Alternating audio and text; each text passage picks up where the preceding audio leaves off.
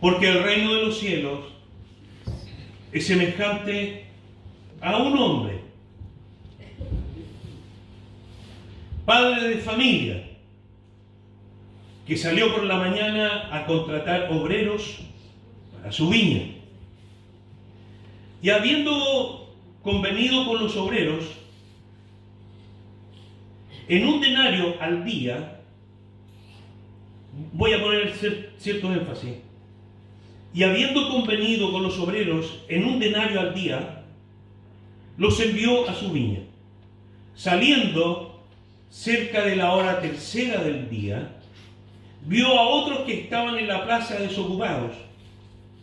Suele ocurrir eso, o en las esquinas de las calles. Estaban desocupados. Y les dijo: id también vosotros a mi viña, y os daré lo que sea justo. Se acuerda el pago del trabajo. Y ellos fueron. Salió otra vez, cerca de la hora sexta, y también cerca de la hora novena, e hizo lo mismo. Y saliendo cerca de la hora undécima, halló a otros que estaban desocupados. Eran tiempos de crisis laboral. Y les dijo: ¿por qué estáis aquí todo el día desocupados? Le dijeron: porque nadie nos ha contratado. Él les dijo: id también vosotros a mi viña, y recibiréis lo que sea justo, el acuerdo de la paga. Cuando llegó la noche, el señor de la viña dijo a su mayordomo: llama a los obreros y págales el jornal, comenzando desde los postreros hasta los primeros. Y al venir los que habían ido cerca de la hora undécima, recibieron cada uno un denario. Al venir también los primeros, es decir, los que fueron contratados tipo 6 de la mañana, pensaron que habían de recibir más, pero también ellos recibieron cada uno un denario. Y al recibirlo murmuraban contra el padre de familia, diciendo: estos postreros, estos últimos, han trabajado una sola hora y los ha hecho iguales a nosotros, que hemos soportado la carga y el calor del día. Y él, respondiendo, dijo a uno de ellos: amigo,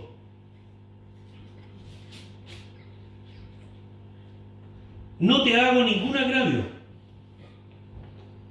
¿No conveniste conmigo un denario de sueldo?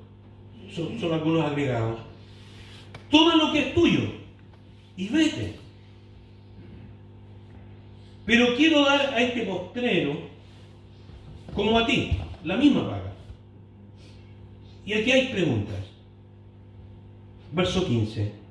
¿No me es lícito hacer lo que yo quiero con lo que es mío? ¿O tienes tú envidia porque yo soy bueno? Verso final de la parábola. Así como ocurre en la parábola, los primeros serán postreros y los postreros serán primeros. Porque muchos son los llamados, más pocos los escogidos. ¿Qué le parece?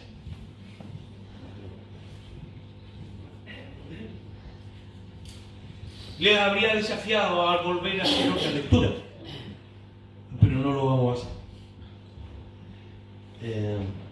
Porque es en la repetición de la lectura donde también nuestra mente se va abriendo y se amplía la comprensión de aquello que estamos leyendo.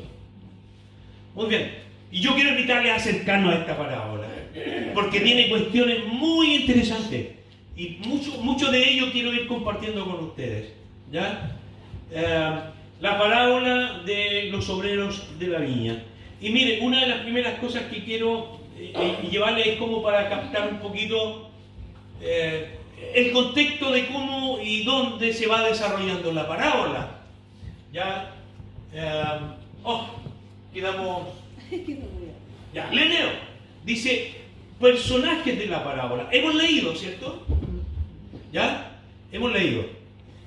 Ahora, la pregunta es, usted que leyó o escuchó la lectura, ¿qué personajes forman parte de la parábola? El padre de familia. Hemos descubierto el primer personaje. Fue accidental lo que ocurrió. Pero, ¿cuál es el primer personaje que está en el desarrollo de la parábola? El padre de familia. Pongamos atención a esto. ¿Ya? ¿Por qué estoy poniendo énfasis? Porque esto nos va a ayudar a comprender cuestiones profundas de la parábola, ¿ya? Que en la simple lectura a veces pasan por alto. ¿Ya? ¿Qué otro personaje va formando parte del desarrollo de la parábola? Los obreros. Es decir, vamos a contextualizar un poquito y vamos a usar este término. Los trabajadores, los obreros. ¿Ya? Entre paréntesis, voy a compartir algo muy personal, no lo he hecho nunca. El otro día conversábamos con algunos hermanos, familia. Mi padre era campesino, mi madre igual, llegaron a vivir al pueblo. Y como solía ocurrir hace un par de décadas atrás, y creo que está muy conectado con la parábola, definitivamente. El padre de familia antes era padre de familia. Tenía generalmente en las familias de 5 para arriba hasta 12 y 14 hijos. Ese era un padre de familia, ¿me entiendes? Donde los hijos, la parábola era grande. Y yo era parte un poco, imagínense que soy el número 7 de los hijos vivos. Y bueno, yo llego al conocimiento, hijos mayores obviamente, yo llego al conocimiento y al tener conciencia de mi padre, de su trabajo, ambos campesinos, pero llegaron al pueblo y él, no creo que haya hecho un curso, porque en esos tiempos no habían cursos, pero él era peluquero. Al estilo antiguo. Imagínense que en mi retina, en el barrio perimetral de Villarrica, porque ahí nací, llegaba gente a caballo, y me acuerdo que afuera de la peluquería había un asiento de madera con una baranda, un respaldar alto, y tengo una foto ahí que conservo, en blanco y negro. ¿Te entenderá? No había foto a color. Y ese espaldar alto del asiento era precisamente para que la gente que llegaba a caballo amarrara el caballo. Era el estacionamiento. Era para que se dé cuenta cómo han cambiado los tiempos en 30 años.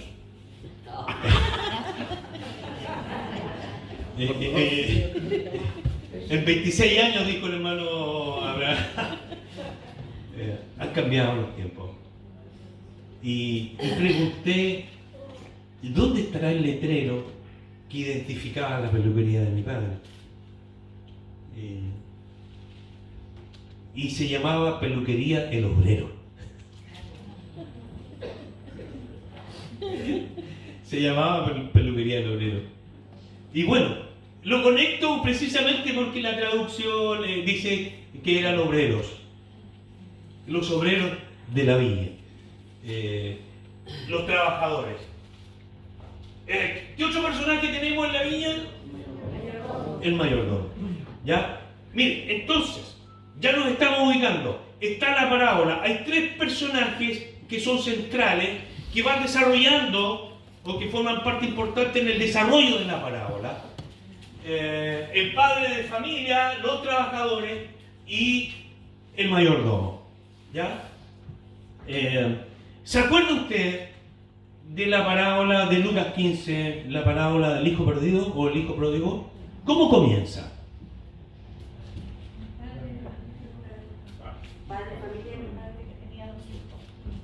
Un padre que tenía dos hijos, así dice. Un padre que tenía dos hijos. Esta parábola que encontramos en Mateo se inicia muy similar, pero interesante también, porque hay una amplificación del contexto familiar.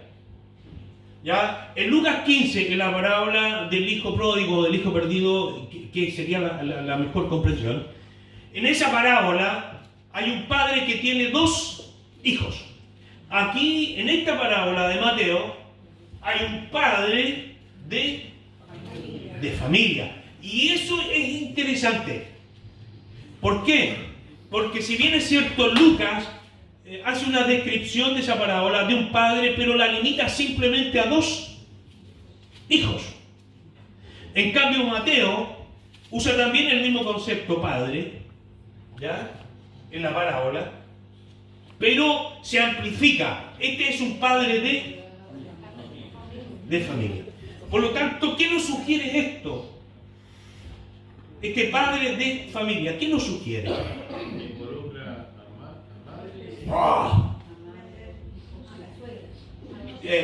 Diría el pastor David, incluso a su suegra. Involucra a los hijos, los nietos, los bisnietos y también la nuera, no sé. Bueno, ya, alguien dijo por ahí, no era, pero sí era.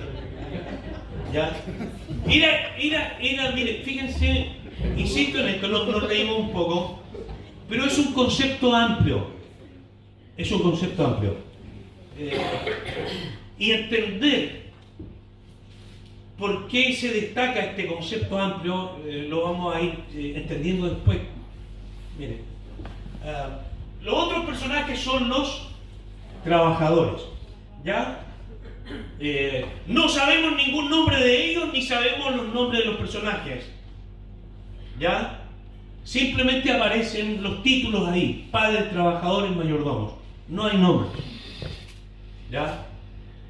Entonces, he aquí una pregunta un poquito más de análisis, más de reflexión y de conexión con lo que ya hemos ido viendo.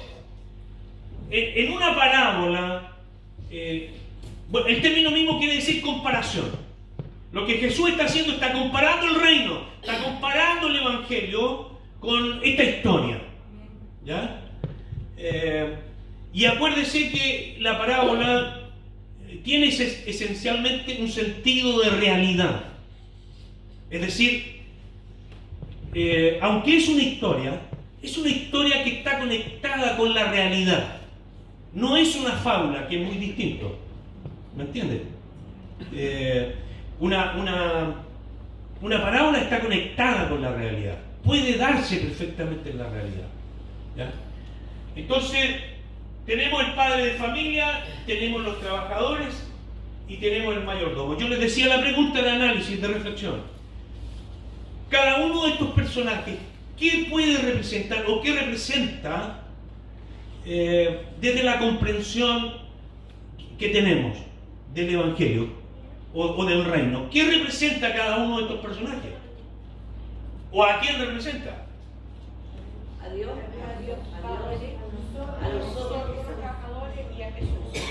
El Padre representa ¿a quién en la historia, en la palabra? A Dios. A Dios. Efectivamente, es la misma conexión que tenemos con Lucas 15 de la parábola del hijo perdido. Hay un padre que tiene a dos hijos. Este padre de Lucas, este padre acá en Mateo, efectivamente nos prefigura, nos conecta, representa ¿a quién? A Dios. Entonces, esto es muy importante, porque en el desarrollo de la parábola, cuando vayamos profundizando, cuando usted la lea una y otra vez, se va a dar cuenta de que el Padre, y esta figura tiene que conectarla con Dios. Cuando aparece el Padre, tiene que conectarla con Dios. Entonces, ¿a quién representa el Padre? El Padre de familia representa a Dios. Los trabajadores, ¿con quién lo conectamos? Con cada uno de nosotros, efectivamente. ¿Ya? ¿Y el mayordomo? ¿Con quién lo conectamos? Con Cristo. ¿Y sabe qué? Esa conexión que estamos haciendo, creo que, mire, voy a usar un término, hermenéuticamente me parece que está bien hecha, es así. Cada uno de estos personajes representa, en este caso el Padre, a Dios. Los trabajadores, nosotros, la humanidad, el ser humano. Y el mayordomo, que es enviado por el Padre, representa a quién? A Cristo. ¿Cierto? Aquel que fue enviado por el Padre. ¿Cierto? Acuérdense lo que dice el conocido pasaje de Juan 3:16, porque de tal manera envió. ¿Quién? El Padre. ¿A quién envió? A su Hijo, ¿se da cuenta? Entonces, el mayordomo efectivamente representa a este Hijo, a Cristo, que fue enviado por el Padre. ¿Ya? Muy bien, avancemos entonces.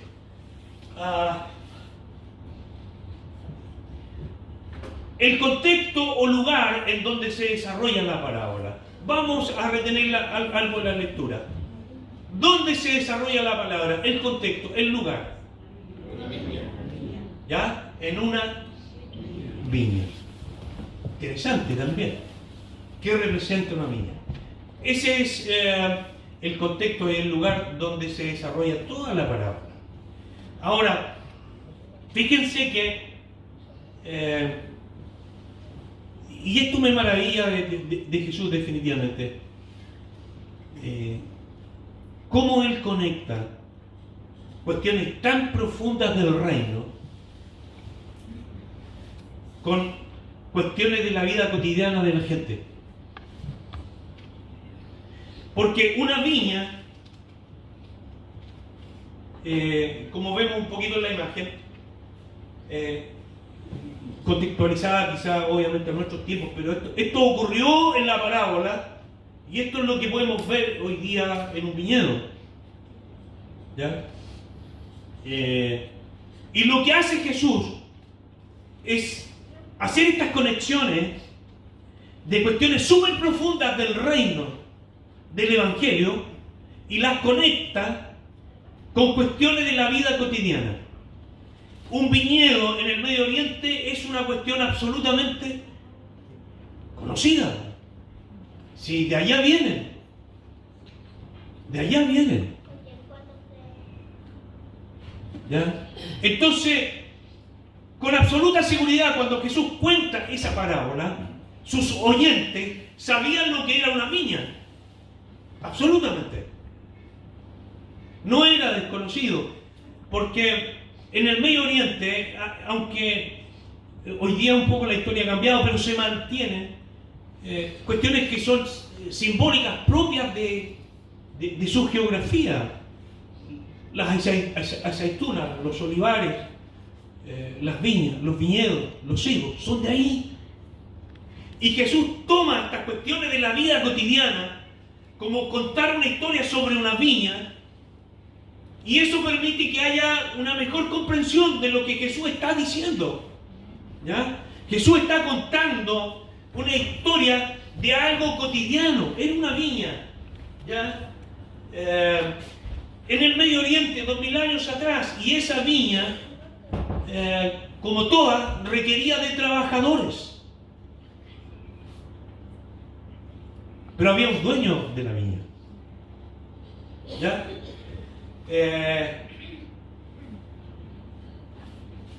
¿Y qué lo va a hacer con ustedes? Esto es más bien propio del ejercicio personal. Mire, hay por lo menos 5 temas. Si usted los logra retener o los apunta, sería genial. Que son temas relevantes que están en la parábola. ¿Ya? Uno de los temas súper relevantes que está en la parábola tiene que ver con la soberanía de Dios. ¿Dónde está presente la soberanía de Dios en esta parábola? En el pago. En el pago. En el pago, ¿y qué más? En reclutar gente. En reclutar gente. No sé quién dijo eso. La soberanía de Dios está ahí, expresada en esos versos, me parece que son 13 o 14, donde se habla del dueño. ¿Quién es el dueño de la viña? Hay otro tema que tiene que ver con el juicio final. El juicio final. Y está presente ahí como un tema central en la parábola. ¿Ya? El juicio final entendido como el que cada uno de los seres humanos llegará el día en que tendrá que rendir cuenta. Y que recibirá su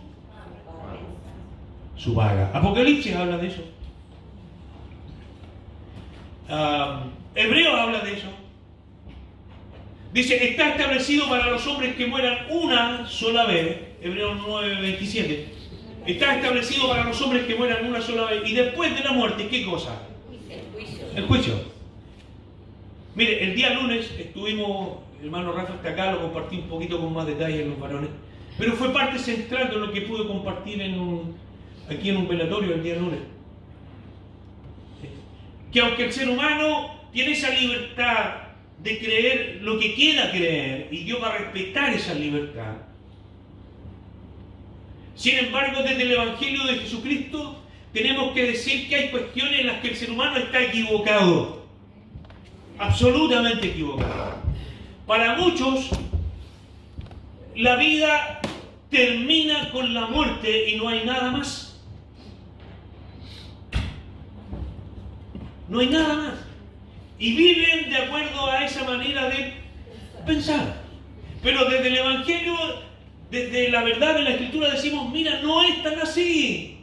Hay una vida así. Pero la palabra de Dios te dice que después de la muerte hay un juicio. Está establecido para los hombres que mueran una sola vez.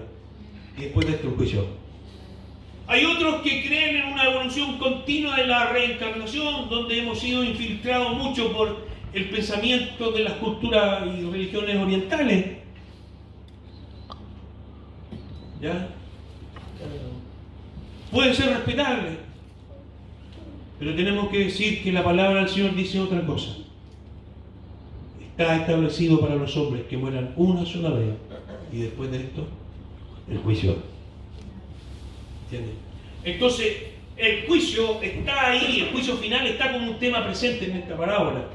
Y otro tema que es súper interesante que está ahí, que conociendo a algunas personas en su forma de pensar, yo creo que a mí me pasó, cuando uno lee esta parábola, aparece el tema de la justicia de Dios en contraste con la concepción de la justicia nuestra. ¿Por qué? Porque el que se contrató último y trabajó Poco. Haga lo mismo. Trabajó menos y haga lo mismo. y eso desde su concepción, desde su manera de pensar, ¿qué le parece? Humanamente malo. Entonces, uno de los temas interesantes en la parábola es el contraste en esta concepción de la justicia entre la justicia de Dios y la concepción de la justicia nuestra.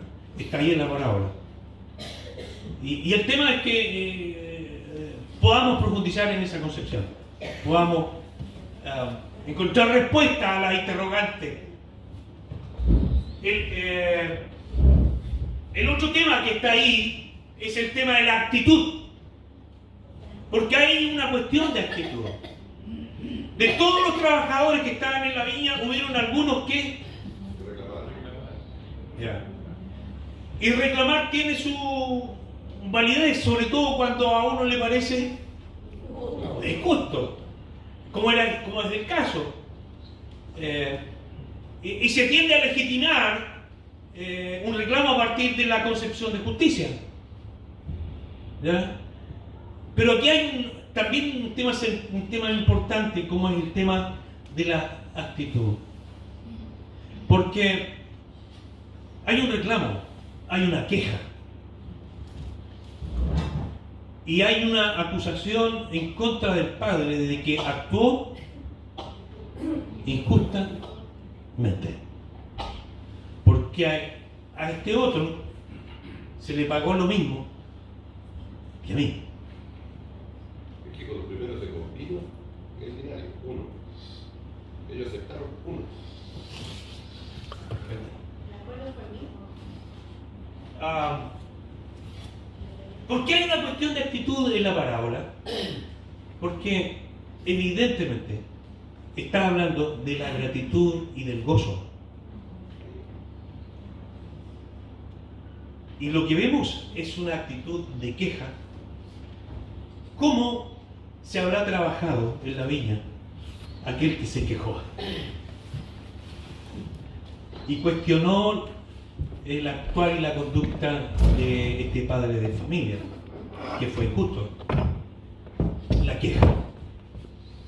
Y aquí le pregunto, más de alguna vez le pregunto a usted porque ya me he hecho esa pregunta y tengo la respuesta. ¿Qué es más fácil para nosotros, la queja o la gratitud? ¿Qué brota de manera más natural? La queja.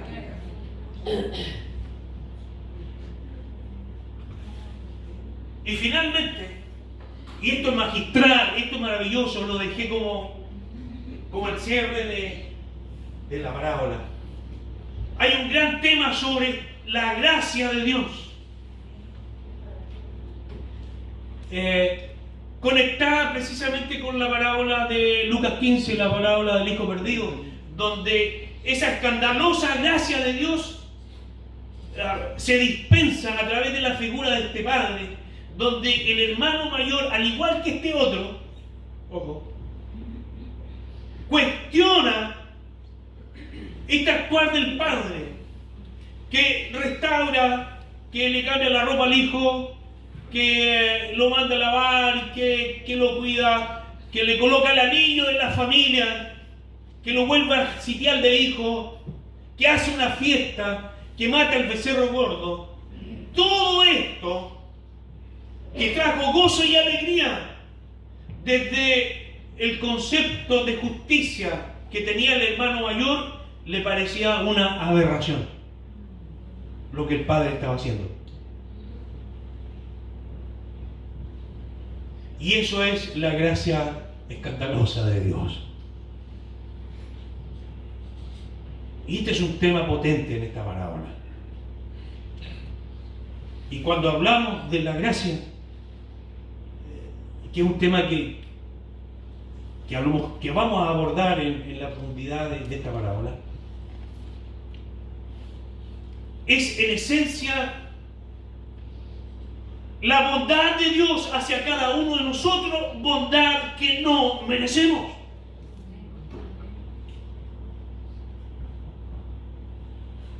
Desde la religiosidad,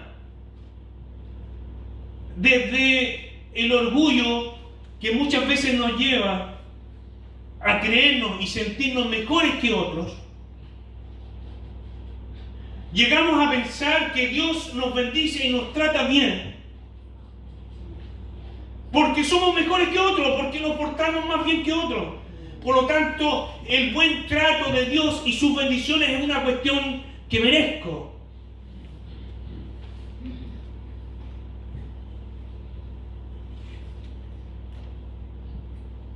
No sé, pero la Biblia que yo leo me dice otra cosa. El Evangelio que conozco me dice otra cosa.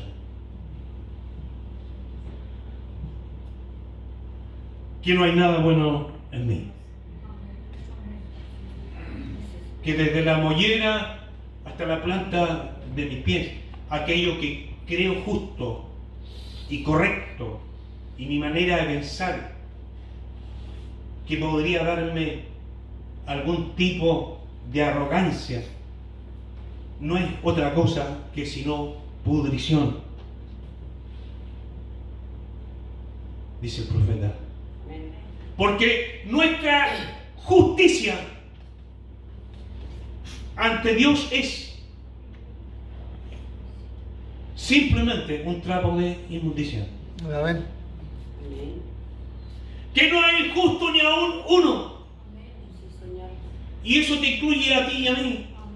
Que no hay quien haga lo bueno, eso te incluye a ti y a mí. Que todos nos hemos desviado, te incluye a ti y a mí. Que todos se corrompieron. Esto te incluye a ti y a mí. La gracia.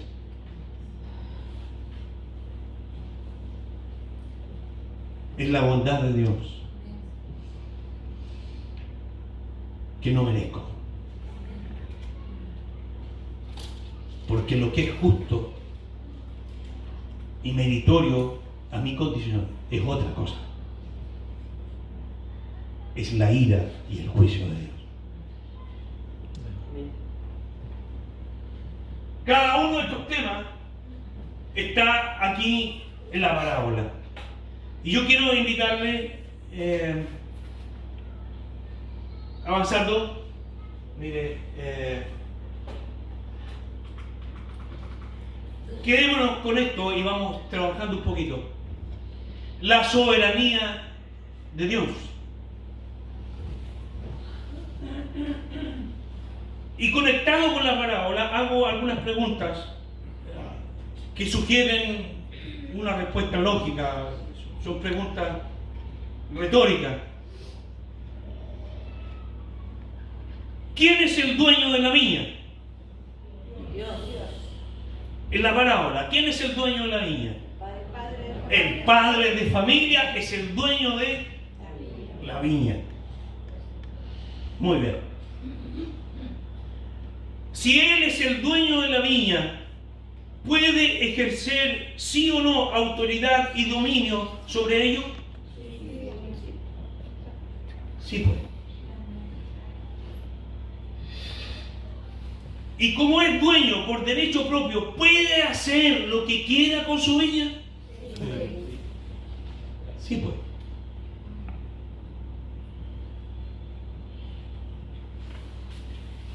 Y como él es el dueño de la viña, ¿puede darle trabajo a quien quiera?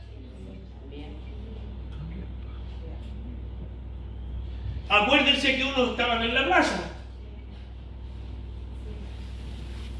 otros estaban en la esquina, otros estaban en su buen trabajo, con su buena pega, o andaban buscando trabajo. Unos eran más educados que otros, probablemente. Eran todos distintos. ¿Puede darle trabajo a quien quiera? Sí, pues. Este dueño de la viña tendrá que dar explicaciones de lo que hace con su viña. No. Lo que estamos haciendo es entrar un poquito a las implicancias de lo que es la soberanía.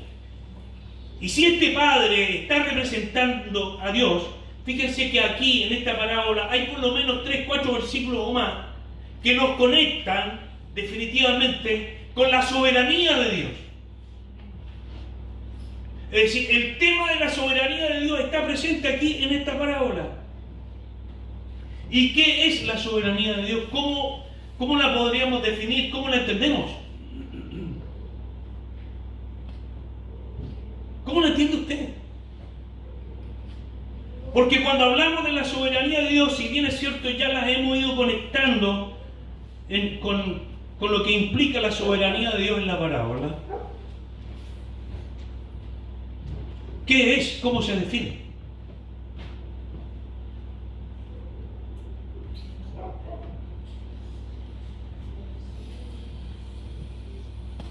Y escribí lo siguiente: la soberanía de Dios debe ser entendida como el ejercicio propio, en este caso de la autoridad del padre, de este padre de familia, porque él es el dueño. Y como él es el dueño, ejerce soberanía sobre todo aquello que le pertenece. Por lo tanto, déjeme decirle que Dios, prefigurado en esta parábola por este padre de familia, o representado por este padre de familia, cuando hablamos de la soberanía de Dios, tenemos que decir que Dios hace lo que quiere. ¿Y cómo Él quiere? Y cuando Él quiere. Y de la forma que Él quiera. Él hace lo que quiere, como quiere, cuando quiere y de la forma que Él quiera. Y en esa soberanía de Dios, Él no está obligado de darle explicaciones a nadie. A nadie. Porque Él es el dueño. Miren lo que dice la palabra: mía es la tierra, el mundo y su plenitud y todo lo que en ellos hay. ¡Qué arrogancia nuestra! Cuando nos sentimos y nos empoderamos en medio de este mundo que cuelga de la nada misma, minúsculo en el infinito universo que le pertenece a Dios. Tú y yo, ¿qué somos en medio de este mundo? Nada. Pero nos pasa que desde nuestro corazón orgulloso, posesivo, establecemos esto es mío y que ejercemos control y autoridad y manejamos nuestra vida como queremos, hacemos y planificamos y decimos: es mi vida, hago lo que quiero, tengo autoridad sobre ella. Pero hoy día la parábola nos está diciendo: ¡épale, amigo! No nos olvidemos que hay un Dios soberano. Amén. Y aún más, mire, yo quiero hablarle de las implicancias prácticas de la soberanía de Dios, que las tiene, y están aquí también en esta parábola. Porque si bien es cierto, hemos tratado de explicar lo que es la soberanía de Dios, hemos tratado de definirla, la hemos contextualizado en esta parábola. Pero hablar de la soberanía de Dios también se conecta con cuestiones de la vida práctica. Definitivamente. Y quiero colocarle un ejemplo bíblico y después quiero hablarle un poquito de cuestiones de vida. Mire, Job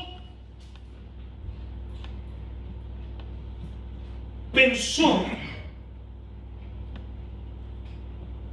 y esa manera de pensar es tan natural, tan adámica, pensó que Dios lo trataba bien porque él se portaba bien.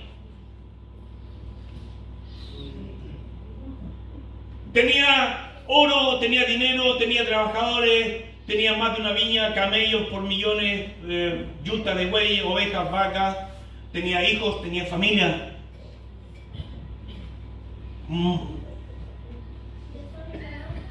Y mucho más.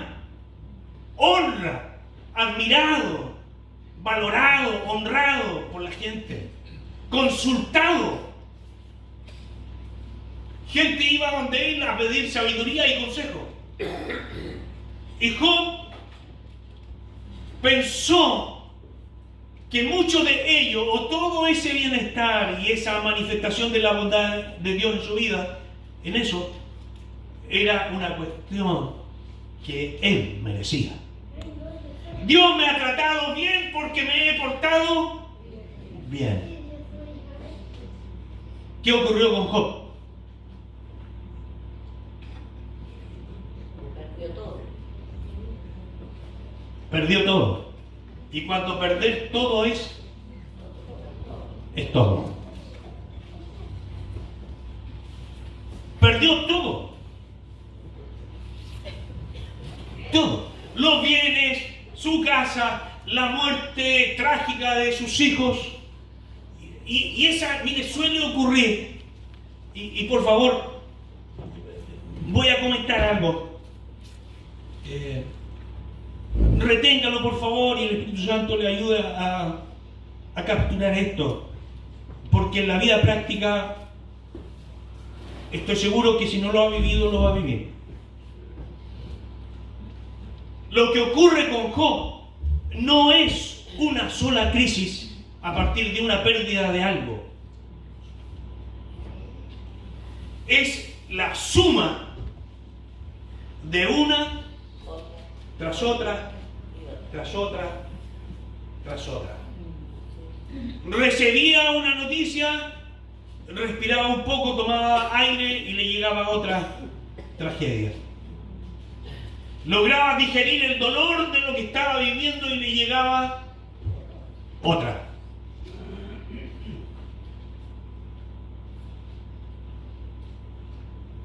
Y déjeme decirle, cuando eso pase en su vida, ponga ojo. Ponga ojo. Porque Dios está ahí. Job pensó que todo su bienestar era porque él se portaba bien. Y de los capítulos número 3 al 40 del libro de Job, todo lo que tenemos es una tensión entre Job y sus amigos, entre Dios y Job, entre Job con Dios. Del capítulo 3 al 40, todo lo que tenemos es una pelea, una lid. Porque Job lo que quiere es tener respuestas. Quiero entender, quiero comprender, quiero saber por qué. Quiero respuestas. ¿Por qué me pasó esto? ¿Por qué esta tragedia? ¿Por qué esta situación? ¿Por qué esta crisis? Quiero entenderlo. Y sabe,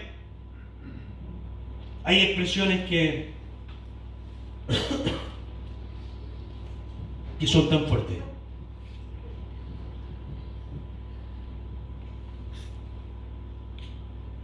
Que Job le dice en algún momento a Dios: no me estrangules más, porque no puedo tragar ni siquiera saliva. ¿Quién puede soportar tanto? Pero quiero respuesta. Y le dice a sus amigos que doctrinal y teológicamente usaron la verdad. Y ojo con lo que voy a decir. Una verdad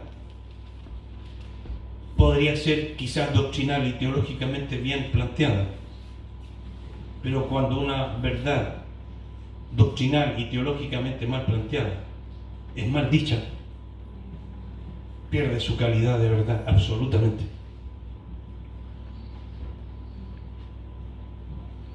Y Job le dice a sus amigos: si ustedes me dicen que Dios me ha enjuiciado, díganme dónde está su trono y su juicio, porque yo lo único que quiero es tener a Dios cara a cara y preguntarle por qué.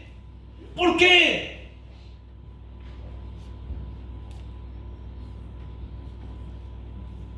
Si ustedes me dicen que toda esta tragedia es porque he pecado, yo lo único que quiero es ver a Dios cara a cara y preguntarle por qué. No sé si alguna vez te has preguntado eso, o le has preguntado eso a Dios, en medio de una crisis.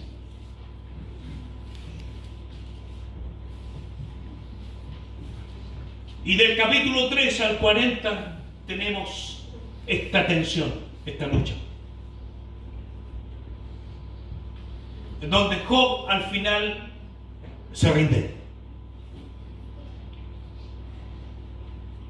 Se rinde para entender una cuestión de la que hoy estamos hablando, que Dios es soberano. Amén. Vea usted en el libro de Job, Dios, aunque dialoga con Job al final, capítulo 38, 37, y se revela a él y le habla, Dios jamás le da explicaciones de por qué hizo lo que hizo con él. Porque Él es soberano. Porque Él es soberano. Y no tiene por qué darle explicaciones de lo que hace a nadie. A nadie. Pero la arrogancia nuestra a veces nos lleva a eso, y es entendible desde lo humano. A cuestionar a Dios, a acusarlo de injusto.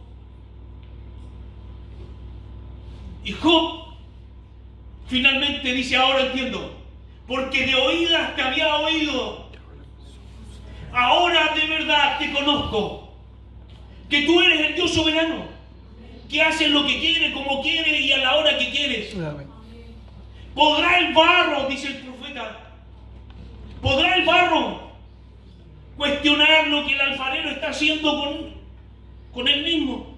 ¿Podrá el barro decirle al alfarero algo? No. La soberanía de Dios desde la praxis, hermanos. Lo que le quiero decir a partir del ejemplo de Job es que muchos de nuestros dolores se aliviarán antes si entendemos que Dios es soberano. Amén. Si nos aferramos con fe a su bondad, que aún en medio de aquello que no entiendo, Él sigue siendo bueno. Amén. Cuando uno pasa por este proceso lo antes posible, déjame decirte, la sanidad llega más rápido. Amén. Y Job fue restaurado. Y Dios amonesta a sus amigos. Dios nunca reprocha a Job, ni lo condena. Pero a sus amigos que usaron la escritura para juzgarlo, Dios le dice, si ustedes no se arrepienten, porque han hablado mal de mi siervo Job. Potente eso, hermanos queridos. La soberanía de Dios, desde la praxis, hermanos queridos, es que Él pueda hacer contigo, conmigo, con mi vida y lo que rodea mi vida, lo que rodea tu vida, como quiera. Amén.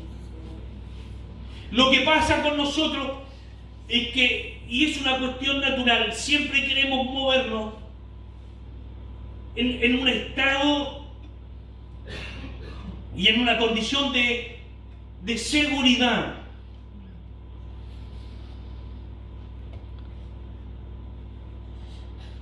Pero cuando se trata de la soberanía de Dios,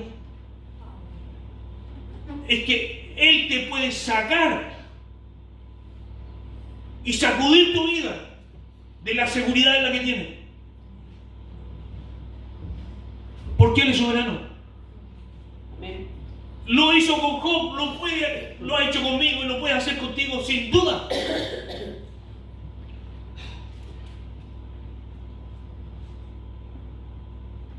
El ser humano siempre va a buscar sitiarse sobre elementos que le den seguridad, que le den bienestar y tranquilidad. Siempre. Siempre. Y en eso va a poner también grados de confianza. Pero cuando hablamos de la soberanía de Dios, es que Él es Dios y te puede quitar el peso de aquello que no sostiene. Gracias, Señor. Y cuando hay uno tambalea, entonces entender que Dios es soberano, Amén. que Dios puede hacer así, no como estos charlatanes apóstoles que usan su chaqueta para botar al suelo a la gente. Dios puede hacer así y menos y no desaparece. Él es soberano. Él puede hacer lo que quiera con tu vida, con nuestra vida, lo que quiera. Y no tiene por qué darme explicaciones ni a ti ni a mí. De mira, yo voy a hacer esto contigo. Él es soberano. El universo le pertenece a Él y todo lo que en Él hay. Todo. Y por derecho propio puede hacer lo que quiera.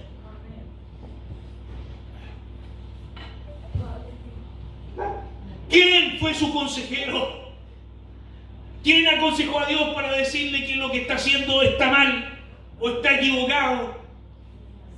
Este mayordomo se acerca al padre de familia y le dice: ha sido injusto. Ha sido injusto porque estoy recibiendo igual que el otro. Y el padre de familia le dice: a ver, amigo, ¿dónde está mi injusticia? Y aquí irrumpe lo que hemos reiterado, la soberanía de Dios. Él es soberano. Por eso Job dijo: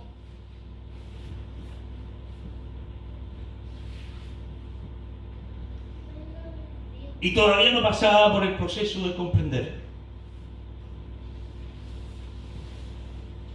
Porque a veces hay cuestiones que entendemos desde el conocimiento y no del proceso de entender. Cuando irrumpe la esposa de Job y le dice: mira,